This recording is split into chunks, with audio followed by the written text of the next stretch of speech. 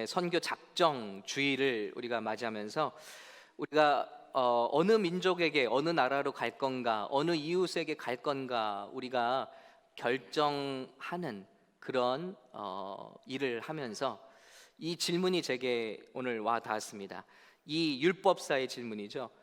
내 이웃이 누구오니까, 누구를 사랑해야 됩니까? 라고 말할 때 예수님께서 그 질문에 대답해 주신 내용이 오늘 우리 잘 아는 본문입니다. 오늘 이 말씀 우리가 묵상하면서 이렇게 우리가 이제 세계로 또 나라와 민족을 향해서 가기 원할 때 어떤 마음을 예수님께서 주시는가 한번 살펴보기 원합니다. 여기에 이 말씀을 준비하면서 굉장한 반전이 있구나 하는 것을 보게 되었습니다. 먼저 오늘 이 스토리를 그대로 나누면요, 잘 아십니다. 예수님이 강도 만난 사람의 이야기를 하고 있습니다. 이 사람은 예루살렘에서 여리고로 내려가는데 당시 유명한 이 길 이름이 피의 길이라고 합니다. 이 길은 알려진 길이에요. 예수님이 그럴 수 있는 사건을 통해서 가르치고 계신 거예요. 이 피의 길은 왜 피의 길이냐면 하도 강도를 만나고 가다가 죽는 일이 많아서 피의 길입니다. 이 길을 가던 사람이 강도를 만났습니다. 그래서 옷을 빼앗기고 때려서 얻어맞고 거의 반쯤은 죽은 상태가 됐어요. 영어로는 half dead라는 말을 쓰죠. 그래서 길바닥에 이렇게 누워 있는 거예요. 예수님이 그 얘기를 하시면서 여기에 제사장이 지나간다, 레위 사람이 지나간다, 다 성전에서 일하는 사람들이고 또 사람들을 마땅히 섬겨야 할 그런 책임이 있는 사람들이죠. 그들이 평소에 하는 일을 생각해 보면 마땅히 저들이 이 죽어가는 사람을 돌보고 살려야 될 의무가 있는, 사람들이 생각할 때 그런 의무가 있는 사람인 것이죠. 그런데 첫 번째, 제사장이 지나가는데 이 제사장은 거의 죽어가는 그 사람을, 피투성이가는 그 사람을 보고 피하여 갔다 그랬습니다. 두 번째, 레위인도 똑같습니다. 그를 보고 피하여 지나가되 그랬습니다. 저는 여기서 생각해 봤습니다. 만일 나라면 나도 별달랐을까 하는 생각을 해본 거예요. 제가 목사지만요, 생각해 보세요. 으슥한 슬럼가를 지나갑니다.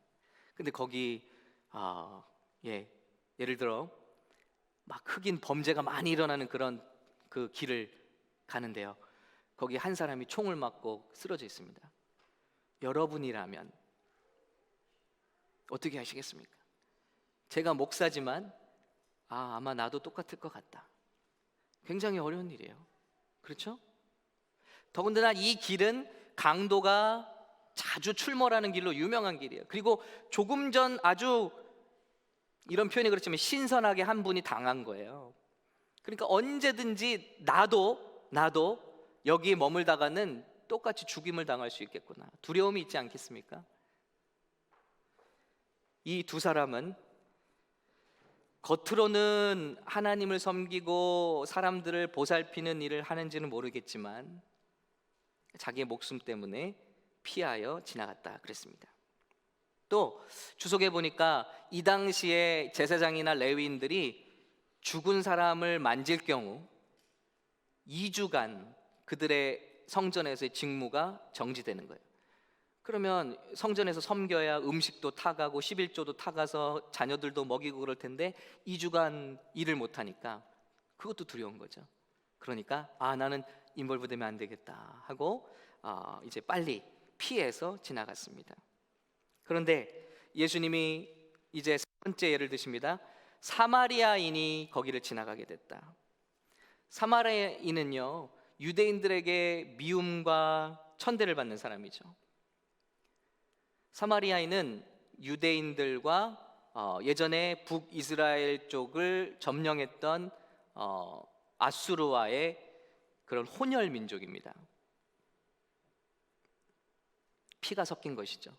그렇기 때문에 이 순수 유대인들은 이 사람들을 얼마나 미워하고 하대했냐면 이방인을 미워하는 것보다도 피가 섞인 자기 민족인 사마리아 사람들을 더 싫어했다는 거예요. 생긴 거를 봐도 일단 자기 민족이 아닌 걸 알아보겠죠. 기가 막히게 알아보겠죠. 그래서 저 멀리서 사마리아인이 오면 더럽다 침을 뱉고 돌아가는 거예요. 길을 돌아가는 거예요. 그 정도로 상종을 하지 않습니다. 사마리아인들도 그래서 예루살렘으로 와서 예배를 할 수가 없어요. 그래서 자기들이 제단을 쌓은 곳에 이곳이 참 예배받는 곳이다 하고 그 사람들도 서름에, 열등감에 그렇게 예배를 따로 드리는, 바로 그곳을 예수님이 요한복음에 보면 가시죠. 그래서 길을, 원래 유대인들이 다니던 길을 안 가시고 일부러 내가 사마리아 지역을 지나가야겠다 하고 그 지역을 가신 거예요. 그러니까 이 정도로 사마리아 사람들은 유대인과 상종을 하지 않고 유대인들도 사마리아 사람들을 미워합니다. 그런데 예수님의 예에 이 사마리아인이 등장하는 거예요. 쓰러져 있는 사람 누구죠? 분명히 유대인일 것입니다. 왜냐하면 예루살렘에서 여리고로 가고 있으니까. 예루살렘에 갈 수 있는 사람은 유대인이겠죠. 그런데 이 사마리아인이 뜻밖의 행동을 하는 거죠. 쓰러져 있는 반쯤 죽어가는 그 사람을 보고 불쌍히 여겨서, 33절입니다.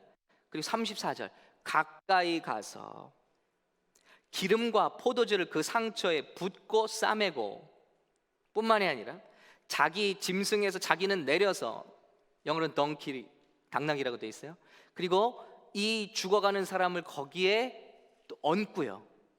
여러분, 우리가 이렇게 잠깐 말하지만 얼마나 긴 시간처럼 흘러가는지 모를 거예요. 또 강도가 나에게 오진 않을까, 이런 아슬아슬한 순간이죠. 정성스럽게 그를 내 자리로 태우고, 그리고 주막으로 가서, 여관으로 가서 주인에게 말하는 것입니다. 돈을 주면서, 데나리온, 이 데나리온이라는 은을 주면서 이 사람을 돌보아 주세요. 제가 하던 일이 있어서 잠시 갔다가 돌아올 텐데 그동안에 반드시 돌아오겠습니다. 그리고 그동안에 더 비용이 들었으면 제가 반드시 갚겠습니다 하고 엄청난 사랑을 부어줬다는 것입니다. 그러면서 예수님이 물으십니다. 이 세 사람 중에 누가 강도 만난 자의 이웃이 되겠느냐라고 물어보세요. 그래서 이것을 우리가 그냥 1차적으로 해석을 한다면, 우리는 좋은 이웃이 돼야 되기 때문에, 그렇기 때문에 이 사마리아 사람처럼 이렇게 불쌍히 여기고 또 다가가서 우리 재산을 사용해서 또 그 사람을 싸매주고 고쳐주고 이런 일을 합시다. 이게 이웃이야, 이게 예수님 말하시는 이웃이야 라고 생각할 수 있는 함정이 여기 있습니다. 그런데 이 말씀의 전후 문맥을 보면 완전히 내용이 바뀌게 돼요. 이 말씀을 시작하게 된 이유가 나오고 있어요. 율법사가 예수님께 영생의 길을 물으면서 시작된 대화예요. 예수요, 내가 어떻게 영생을 얻을 수 있겠습니까? 그때 대답이 뭐였죠? 마음을 다하고 목숨을 다하고 힘을 다하여 너희 하나님 여호와를 사랑하라. 그리고 둘째는 이것이니 내 이웃을 내 몸과 같이 사랑하라. 이걸 지켜야 된다. 그러니까 이 율법사가 다음 나오는 질문이 이것이었어요. 그러면 내가 영생을 얻기 위해서는 율법을 지켜야 되는군요. 근데 그 율법은 하나님을 사랑하고 이웃을 사랑하는 것이군요. 그러면 이웃을 사랑해야겠네요. 내가 하나님을 사랑하는 건 자신이 있거든요. 율법사니까요. 그런데 내가 이웃을 사랑하려니 이웃이 누굽니까? 하고 물어본 거예요.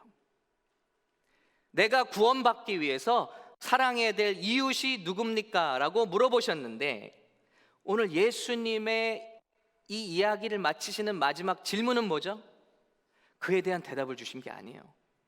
예수님이 다시 물으시는 거예요. 내 생각에는 이 세 사람 중에 누가 강도 만난 자의 이웃이 되겠느냐? 뒤집으시는 거예요. 너의 입장에서가 아니라 강도 만난 자의 이웃이 누가 되겠느냐? 그러면 이 이야기는 완전히 뒤집어지는 거예요. 왜냐하면 오늘 이것을 묻는 사람은 영생을 얻기 위해서, 율법적으로 사랑하기 위해서 이것을 묻고 있어요. 그런데 예수님은 그것을 묻는 내가 어떤 사람인 줄을 아느냐, 이걸 다시 물어보시는 거예요. 왜냐면요, 여러분 이 이야기를 한번 자세히 살펴보세요. 어떤 사람이 강도를 만났습니다. 그런데 강도 만나면 어떻게 됐죠? 옷을 빼앗기고 죽도록 맞고 생명이 사라져가고 있어요. 여러분 이 장면을 보면서 생각나시는 구절 없나요? 도적이 오는 것은 빼앗고 죽이고 멸망시키기 위해서 온다는 거예요. 누구죠? 사단의 공격을 받은, 넘어진 우리 모두를 말하고 있는 것입니다. 너희가 가서 도와야 될 어떤 특정한 사람이 아니라 예수님께서는 먼저 질문하고 있는 내가, 질문하고 있는 모든 사람이 다 이렇게 강도 만난 사람이라는 전제를 하고 계시는 거예요. 그런데 이 사람들은 누구를 의지하고 있죠? 구원받기 위해서 제사장에게 찾아가면 될까? 예수님이 왜 제사장을 특별히 거기 지나가는 사람으로 놓으셨을까요? 제사장도 자기 문제를 구원할 수가 없어요. 자기 문제에서 자기를 구원할 수도 없어요. 더군다나 남의 구원을 줄 수가 없는 사람이에요. 도망가는 것이죠. 레위인도 마찬가지입니다. 바로 그런 거예요. 그런데 여기 사마리아인이 등장합니다. 사마리아인은요, 아까 말씀드린 것처럼 유대인들에게 한없이 멸시와 천대, 미움을 받는 사람이에요. 바로 이분이 누구시죠? 예수님이에요. 예수님은 오셔서 유대인들에게 정말 미움을 받으셨어요. 그런데 그 사마리아인은 유대인에게 가까이 가더라는 거예요. 어떤 마음이 들었죠? 불쌍히 여겼다 그랬어요. 여러분, 저와 여러분은 다 강도 만난 자예요. 그런데 예수님이 그런 우리를 향해서, 우리는 예수님을 달라고 하지도 않았고 하나님을 미워하고 하나님을 핍박했어요. 그런데 우리가 원수 되었을 때 하나님은 그의 아들을 우리에게 보내십니다. 우리 불쌍히 여기셔서, 불쌍히 여기셔서 죄와 사망의 무거운 짐을 지고 괴롭고 슬퍼하고 절망하는 우리들을 불쌍히 여기셨어요. 그래서 다음이 뭐죠? 가까이 가서, 주님은 하늘에서 이걸 보시면서 그래 너희들 불쌍하구나, 구원받아라 하신 게 아니에요. 사랑하셔서 우리에게 가까이 오셨다는 거예요. 그래서 예수님을 보내신 거예요. 보라, 처녀가 잉태하여 아들을 낳으리니 그 이름을 임마누엘이라 하라. 이는 그가 너희와, 하나님이 너희와 함께 하십니다. 여러분, 사랑하면 가까이 오는, 사랑하면 함께 하는 겁니다. 하나님은 우리에게 다가오셨어요. 그리고 어떻게 하셨죠? 기름과 포도주를 붓고 싸매고, 예수님이 성령의 기름을 부어주시고 보혈의 피를 다 흘려주셔서 우리의 모든 죄와 상처를 다 덮어주시고 과거의 죄는 모두 다 씻어주시고 고쳐주셨어요. 우리의 상처와 아픔들을 다 해결해 주셨어요. 인생의 모든 문제와 짐들을 주님 가볍게 해주셨어요. 눈먼 자를 보게 하시고, 말하지 못하는 자를 말하게 하시고, 앉은 자를 일으키시고, 배고픈 자를 먹이시고, 귀신 들린 자를 귀신을 쫓아주시고, 자유케 하시고 해방시켜 주셨습니다. 할렐루야. 무엇으로 해요? 그분의 성령의 기름 부으심과 보혈의 포도주로 이 일을 우리에게 하셨어요. 뿐만이 아니라 우리를 구원하신 것만이 아니라 우리를 당신의 자리로 올려주셨어요. 그래서 자기 짐승에 태워 자기가 내리고 그 병들어 쓰러진 우리를 살릴 뿐만 아니라, 살려서 가게 할 뿐만 아니라 그를 자기가 탔던 짐승에 태워 존귀하고 높게 해주신 거죠. 이러면서 에베소서 5장 말씀이 생각났습니다. 에베소서 5장에 25절 이렇게 돼 있어요. 남편들아, 아내 사랑하기를 그리스도께서 교회를 사랑하시고 그 교회를 위하여 자신을 주심같이 하라. 예수님은 교회를 어떻게 사랑하셨냐? 저와 여러분을 어떻게 사랑하셨냐?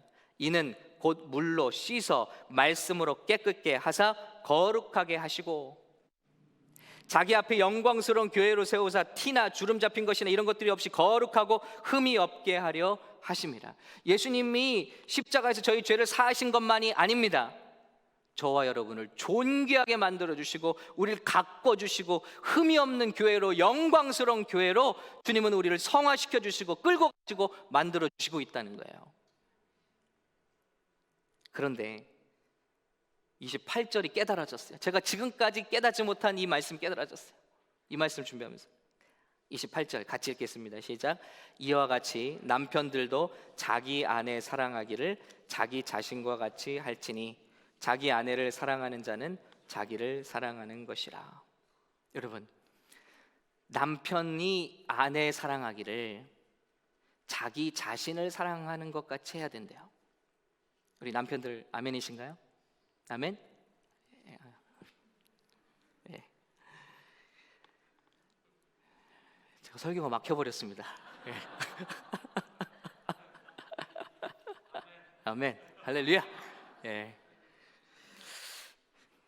자, 그런데 남편이 자기 아내 것을 자기 자신같이 할지니 그랬는데 누가 남편이라고 했어요? 예수님이, 그리스도께서 교회를 사랑하시는 것이 이렇게 사랑했다는 거예요. 그러면 예수님이 우리를 사랑하시는 것이 자기를 사랑하시는 사랑같이 우리를 사랑해 주셨다.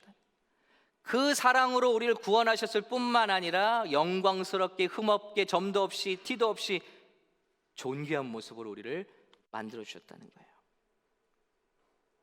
아, 이게 예수님의 우리를 향한 사랑이구나. 뿐만이 아니죠. 그게 끝이 아니에요. 이 사마리아인은 떠나요. 맡기고 떠납니다.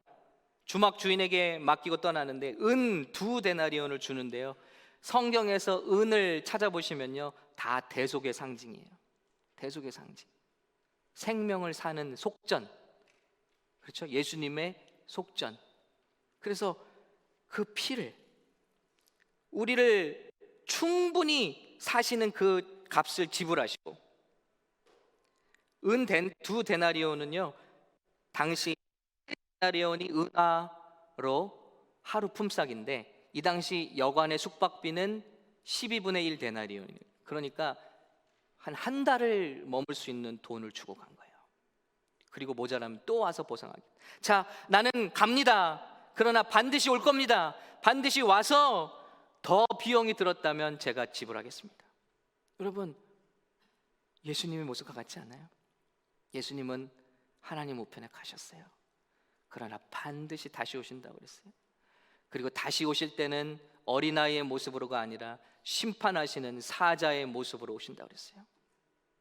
그리고 그날에 주를 위해서 헌신하고 애쓴 모든 이러한 사람들, 영혼을 맡아 사랑하고 저들을 정말 가꾸어준, 지켜준 이런 여관의 주인 같은 사람들, 다시 오셔서 반드시 보상해 주실 줄로 믿습니다. 여러분 보세요. 예수님이야.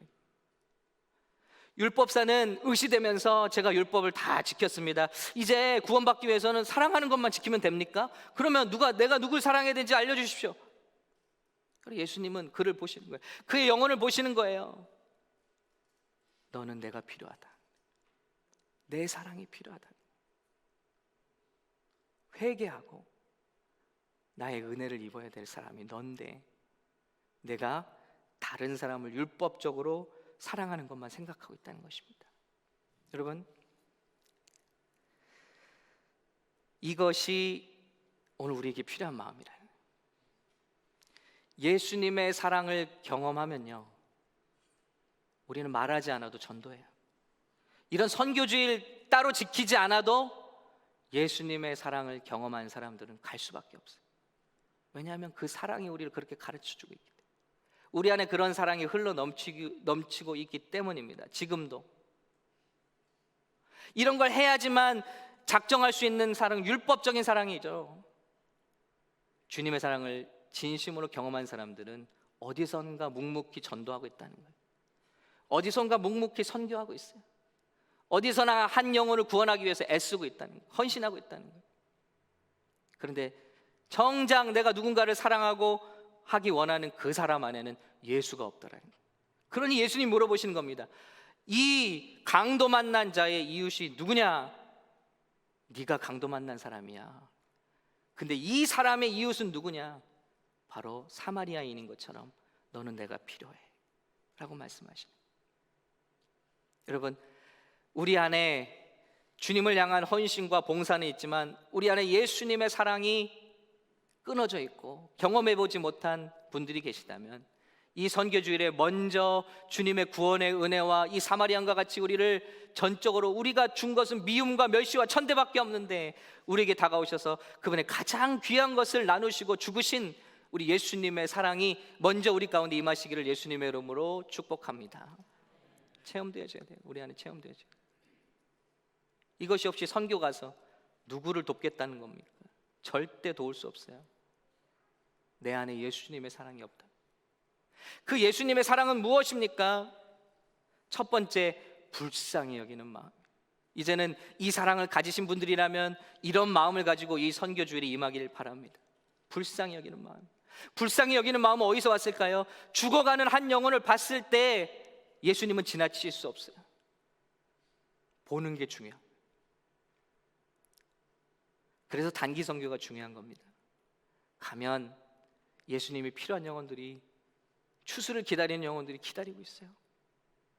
손만 얹어 예수님의 사랑을 기도해주면 북받쳐 오르는 그 감격과 그 반응을 하는 많은 준비된 알곡들이 기다리고, 그래서 가보는 거예요. 우리가 미국 생활하면서 다람쥐 쳇바퀴 돌듯이 그저 먹고 사는데 바빠서 있으면 이런 축복을 누릴 수가 없어요. 그래서 시간을 구별해서 반드시 둘러보는 시간을 가지시길 바라요. 그러면 불쌍히 여기고 거기서 끝나는 게 아니죠. 가까이 갔다 그랬어요. 가까이 가는 거예요. 가보는 거예요. 옆으로 가는 거예요. 예수님이 나에게 다가오신 것처럼 우리도 가까이 가는 거예요. 손을 잡아주고 기도해주고 축복해주고 선물을 주고, 그리고 기름과 포도주를 붓고 싸매고, 이건 뭐죠? 반드시 영혼을 사랑하면 대가를 치를 수밖에 없다는 거예요. 기름을 쏟아야 됩니다. 포도주를 쏟아야 됩니다. 내 희생이 들어갈 수밖에 없어요. 여러분, 선교에는 반드시 시간과 에너지와 물질이 들어가게 되어 있다. 예수님은 어떻게 하셨죠? 우리를 위해서 마지막 피 한 방울, 물 한 방울까지 아낌없이 쏟아 부어 주셨다. 근데 여러분, 사실 일주일 정도 이렇게 가는 것도요, 대단하게 생각하잖아요, 우리는요. 그런데 사실 돌이켜보면요, 일주일 여러분 여행도 작정하면 가시잖아요. 근데 선교 간다 그러면 벌벌 떨어요. 일주일 가지고. 그래봤자 일주일이라고 해봤자 1년에 2%, 2%밖에 안 돼요. 근데 그거 가지고 벌벌 떨어. 그러면서 찬양은 뭐라면 주 예수보다 더 귀한 것 없네. 나 무엇과도 주님과 바꾸지 않으리. 이게 우리가 주님을 따르는 수준이에요. 기억할 게 있어요. 반드시 우리의 에너지가 소요됩니다. 우리의 물질이 들어갑니다. 우리의 사랑이 들어갑니다. 우리의 헌신이 들어갑니다. 예수님 그렇게 우리 사랑하셨어요. 그리고 존귀하게 대접해 주는 거예요. 선교지가 다 불쌍한 영혼들, 우리는 이렇게 참 좋은 걸 누리고 참 높은 문화적인 수준을 누리는데 참 안 됐다, 동정심이 아닙니다. 예수님은 우리를 당신의 자리로 끌어올려 주십니다. 아까 말씀드렸죠? 자기 앞에 영광스러운 교회로 세우사 티나 주름 잡힌 것이나 이런 것들이 없이 거룩하고 흠이 없게 하려 당신의 수준으로까지 우리를 세워주셨다는 거예요. 그게 끝이 아니에요. 또 돌아간다는 거죠. 또 그 자에게 돌아간다는 거예요. 한번 복음 전하고 끝. 우리 단기 선교하니까 이번에 이런 나라가 있네, 우리 관광도 해볼게, 한번 신청해볼까? 이런 마음이 아니라는 거예요. 내가 선교지를 정했으면, 그곳에 가서 선교사님을 만났으면, 그곳에 가서 영혼들을 만났으면 내가 또 돌아올게. 또 돌아올게. 그리고 기도하고 기억하고 또 돌아가는 것이죠.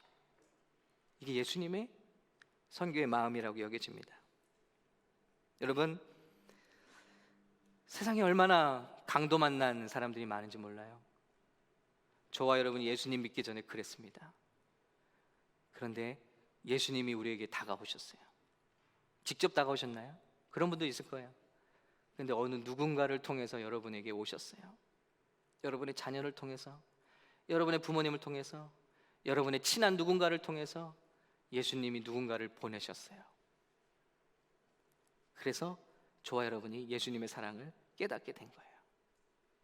오늘 예수님의 마지막 말씀입니다. 내가 그 사랑을 알았으면 가라. 가서 너도 그와 같이 하라. 누구 같이요?